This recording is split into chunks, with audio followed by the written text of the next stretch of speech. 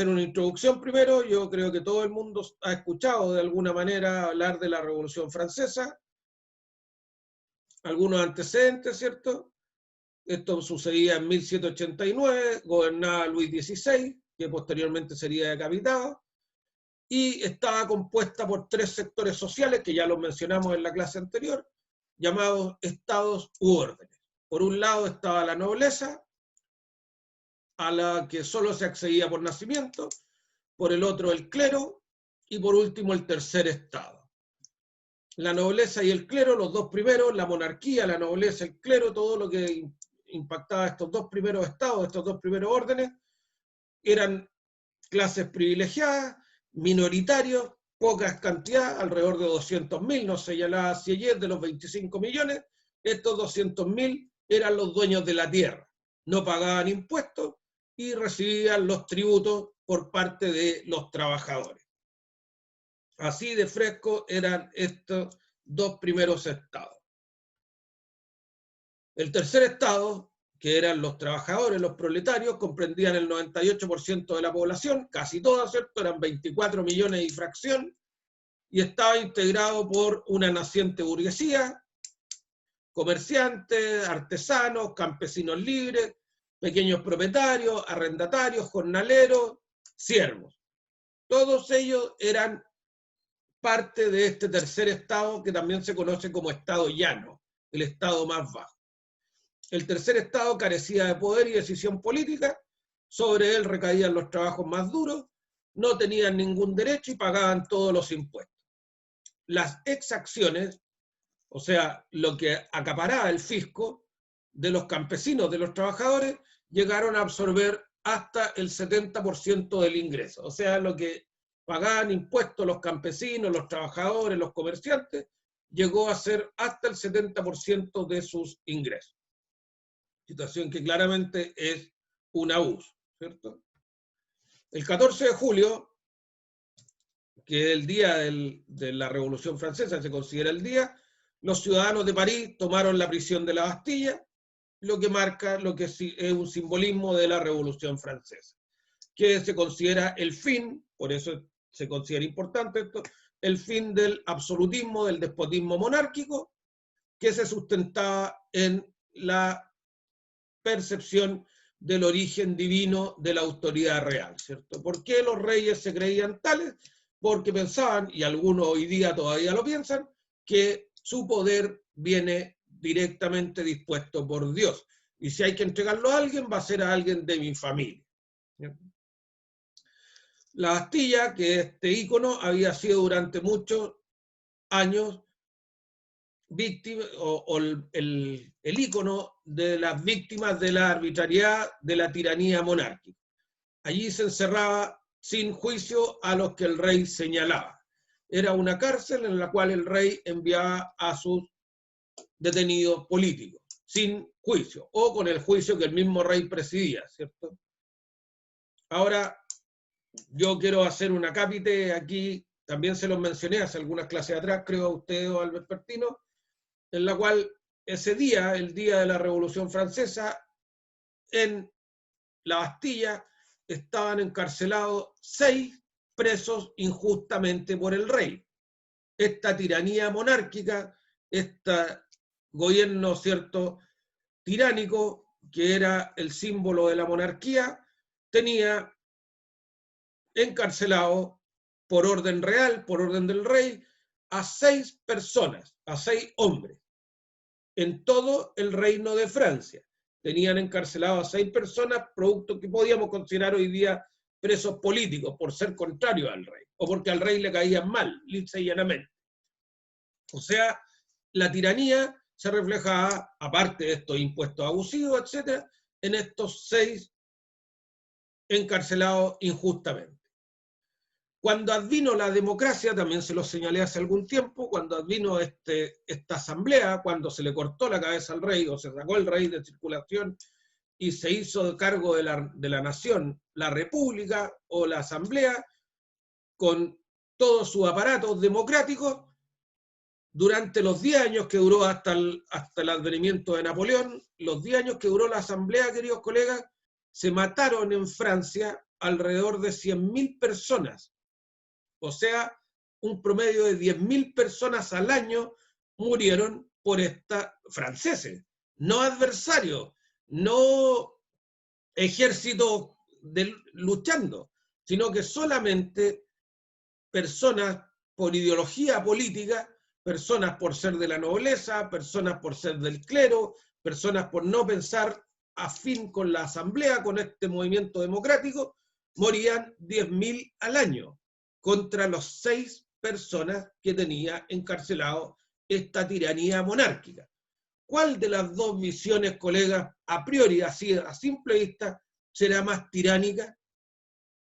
Esta gobierno corrupto, clientelista, noble de la monarquía, o esta gran revolución democrática, popular, social, que es la democracia, la república?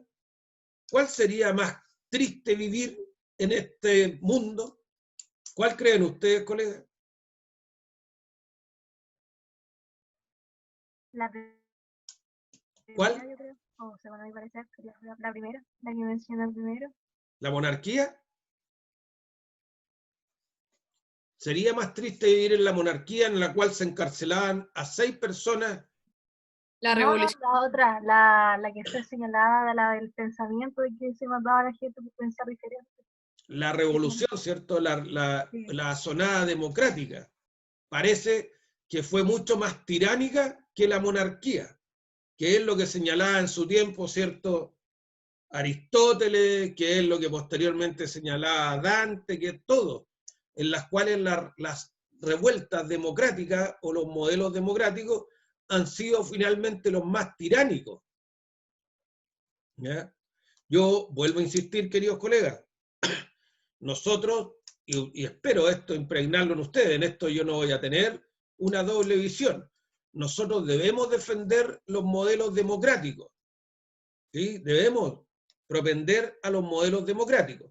Lo que no podemos aceptar, que eso es una precisión mía, los modelos democráticos no lo vamos a discutir nosotros. Yo en ustedes tengo que establecer que debemos defender los principios democráticos, donde todos debemos tomar parte en el gobierno, donde los votos deben valer cada persona un voto, no censitarios, no comenzar a meter la plata, ni los estudios tal vez, yo en eso lo cuestiono, pero si queremos una democracia bonita, si se quiere una democracia pura, debemos defender esto. Sin embargo, lo que no podemos dejar nosotros, colegas, es que la democracia se tome el desorden, que la democracia pase a ser demagogia, que la democracia pase a ser timocracia. Eso solamente, incluso que la democracia no pase a ser estallidos delincuenciales, porque eso solamente nos va a llevar a tiranía, a que un grupo que se creen iluminados de cualquier color, de ultraderecha o de ultraizquierda, pasen a definir nuestro destino. ¿Por qué? Porque al final eso se va a transformar en tiránico. Y todas las vueltas de la vida, de la historia, nos han señalado que termina en muchas muertes. La gran revolución socialista de Mao, ¿cierto?, costó 80 millones de muertos. La gran revolución socialista democrática de Stalin, de Trotsky, de Lenin, costaron otros 40 o 60 millones de muertos, ¿cierto? El gran socialismo que arrasó en la urna democráticamente de Hitler costó a todos los judíos, muchos judíos muertos, ¿cierto? Todas esas son asonadas democráticas, donde se deja que el desorden siga su curso y que un partido que se erige democrático tome el poder. Profesor, ¿Sí, con él? ¿Sí? ¿Qué es la insurrección?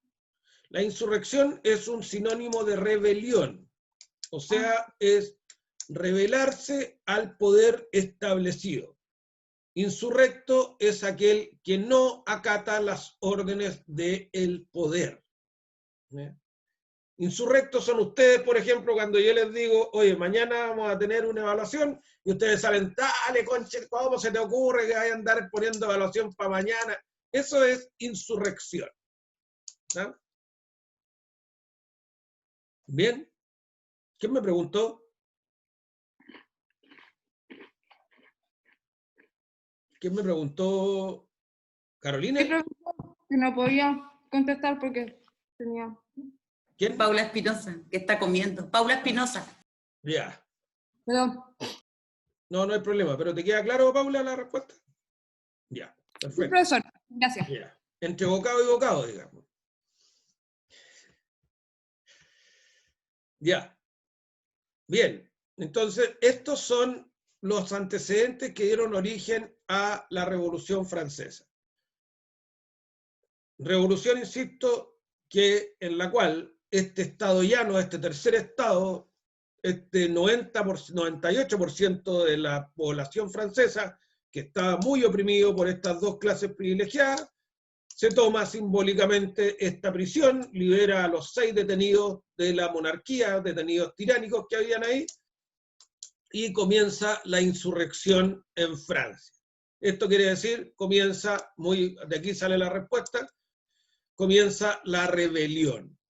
Comienza a no acatarse las órdenes o los dictámenes emanados por el poder real. ¿Ya? Y el pueblo se organizó en municipios para conseguir un propósito de autogobierno. Inicialmente el pueblo tomó las indicaciones rusianas, en las cuales cada conglomerado se dirigía o se organizaba como quisiera. ¿Ya? Y el gobierno de la República, el gobierno de todos, adoptó el modelo de Sieyès, en el cual eran representantes de la Asamblea Nacional Constituyente. Asamblea, por eso se llama el periodo de la Asamblea, estos 10 años antes de Napoleón, entre 1789 y 1799, que se transformaría en el reinado del terror. ¿Ya? Esta misma Asamblea, que sería democrática, posteriormente pasaría a constituirse peor que la Inquisición, porque bastaba que cualquier persona acusara a otra de que alguien estaba oponiéndose a los designios de la Asamblea y le cortaban la cabeza. No había juicio, no había nada, y cualquiera podía señalar, si alguien dice alguna historia, ¿cierto?, que algún papá que le cayera mal el pololo de su hija iba a la Asamblea y decía que él era un insurrecto contra la Asamblea y le cortaban la cabeza sin juicio. Así de drástico era este modelo democrático. Lo que yo les voy a presentar a continuación, jóvenes, es una pintura que es la más icónica de la Revolución Francesa, para que ustedes cuando la vean sepan de qué se trata, que es de un pintor, Delacroix, en la cual señala como la libertad, esa esfinge de mujer, ¿cierto?, con los pechos al aire, representa la libertad que guía al pueblo. ¿Ya? Eso es la pintura más icónica que tiene la Revolución Francesa. La libertad guiando al pueblo, que rompía o que se sacudía de las cadenas de la opresión monárquica y pasaba a guiar su propio destino. Insisto que esta revolución tuvo muy buena prensa, sin embargo, en efectos puntuales no lo sería tanto porque ya Estados Unidos tenía una mejor constitución, Inglaterra tenía una mejor relación con el monarca, pero la Revolución Francesa tuvo harta venta.